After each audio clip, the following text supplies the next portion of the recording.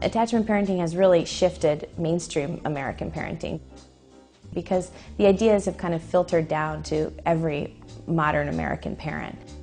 Lots of people breastfeed even if they're not into attachment parenting now. In fact, breastfeeding rates are at the highest level since the 1950s when formula was invented. Lots of people actually sleep with their babies in their beds now, up to 20% do that at some point, which is really, really a new phenomenon.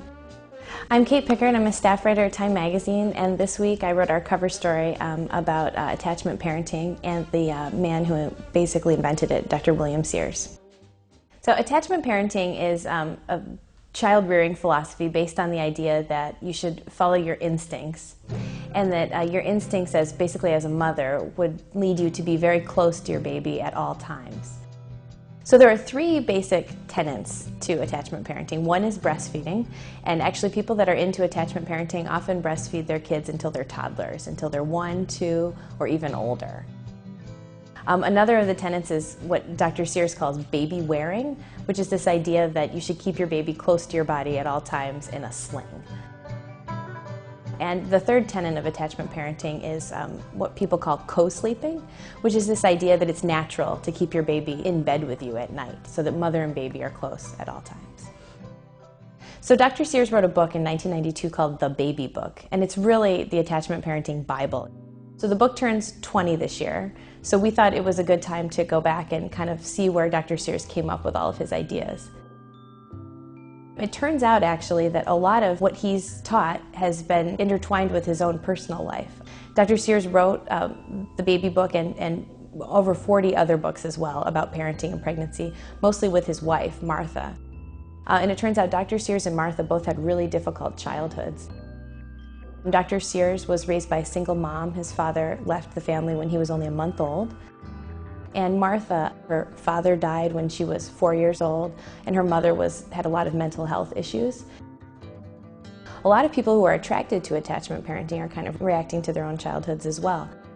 Lots of the mothers that I talked to had difficult experiences or just kind of not super close relationships with their own mothers. One of the things I noticed when I was with Dr. Sears when he saw patients is how he's different than maybe a typical pediatrician. One thing that seemed different is he doesn't take babies and put them on an exam table. He mostly does the exam while the baby's being held by the mother. With older kids, he starts each exam by hugging the kids, but even if it seems awkward, it usually makes the kids smile, and it just kind of diffuses the seriousness of a doctor examining you. One piece of criticism that Dr. Sears has really fielded a lot is that he's, anti-feminist, that you can't really be an attachment parent and wear your baby and breastfeed and stay up all night nursing your baby in bed if you have a job. Dr. Sears claims that attachment parenting is actually ideal for working moms because it's a way of, being really close and connecting with your baby when you come home from work.